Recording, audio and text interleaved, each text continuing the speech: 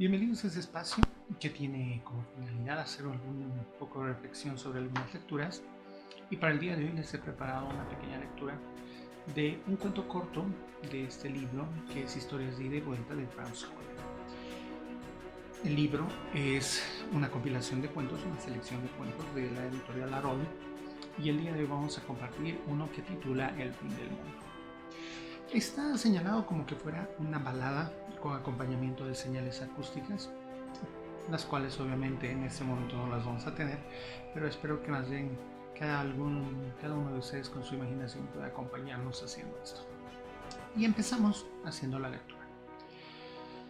El fin del mundo, señoras y señores, según lo que se sabe ahora, ocurrirá más o menos de la siguiente manera. Al principio, desaparecerá sobre una pequeña isla un escarabajo, uno desagradable, y todos dirán: gracias a Dios que finalmente haya desaparecido ese escarabajo y el repugnante escozor que trajo, y además siempre estaba sucio. Poco más tarde se darán cuenta los habitantes de esa isla que una mañana temprano, cuando los pájaros cantan, faltaba una voz, una alta, más bien estridente, como el chillar de un grillo. La voz de aquel pájaro, cuya alimentación, está claro, era el pequeño y sucio escarabajo. Poco más tarde se darán cuenta los pescadores de esa isla que en sus redes faltaba una variedad, aquella pequeña pero especialmente tierna, la que, aquí debo cortar y mencionar, que el pájaro con voz más bien estridente, que tiene la costumbre, o que había tenido, de darse una vuelta por encima del mar, y durante este vuelo dejar caer su excremento para esa pequeña, pero especialmente tierna variedad de peces. Ese excremento era el pan de cada día.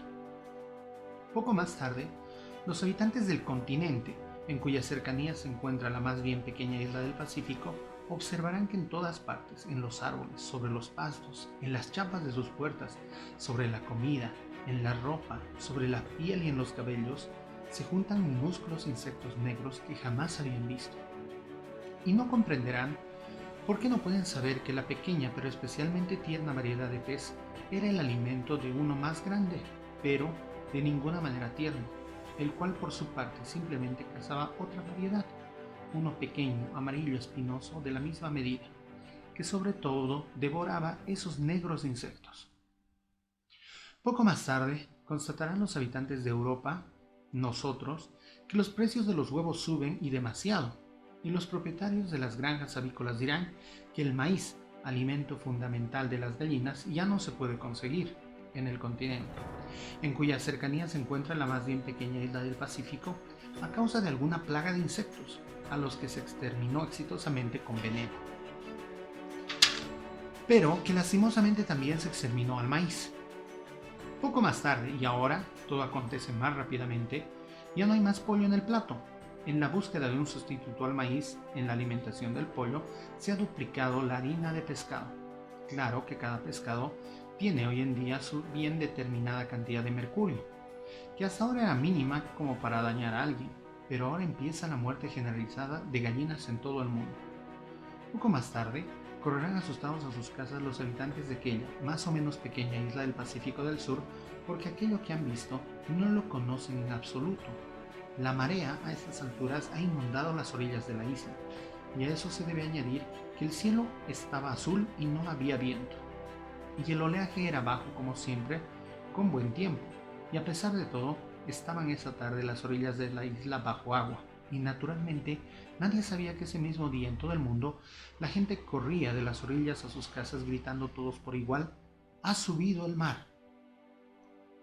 Poco más tarde, los habitantes de aquella isla más bien pequeña, en el Pacífico del Sur, bajarán de sus techos, de sus casas, a sus botes de pesca, para navegar en dirección de aquel continente donde en su tiempo ocurrió el asunto del maíz. Pero allí también ya habrá el mar subido algunos metros, y las ciudades de las costas y los puertos estarán profundamente bajo agua. Porque el asunto es ese, que a todas las aves, o sea, 6 billones envenenadas como estaban, se las tenía que quemar, y el polvo de carbón que ello produjo acabó con la atmósfera ya maltratada por el calor y las quemas. Dejó pasar la luz solar como de costumbre, pero ya no lo dejó salir. por lo cual el aire se calentó de tal manera que los hielos polares empezaron a derretirse, cesó el frío y subieron los mares. Poco más tarde, divisará la gente que ese tiempo había huido a las montañas, detrás de las cumbres a lo lejos en el horizonte, una luz extrañamente pálida, y no sabe la gente que a pesar, porque se oyen suaves truenos, que si uno de los ancianos supone que ahora empieza la batalla de los grandes, por último espacio sobrante para sus pueblos. Por el último espacio sobrante para sus pueblos. Otro pregunta lleno de amargura: ¿cómo diablos hemos llegado a este extremo? Bueno, señoras y señores, el mar subió porque el aire se calentó. El aire se calentó porque quemaron las gallinas. Las gallinas fueron quemadas porque tenían mercurio. Tenían mercurio porque fueron alimentadas con pescados. Se alimentó con pescado porque el maíz ya no germinaba. El maíz ya no germinaba porque se usó veneno. Y se usó el veneno porque llegaron los insectos. Los insectos llegaron porque ya no había pez que les comía, porque a su turno fue devorado por otro que se extinguió. Se extinguió porque un pájaro no voló más. El pájaro no voló más porque desapareció un escarabajo.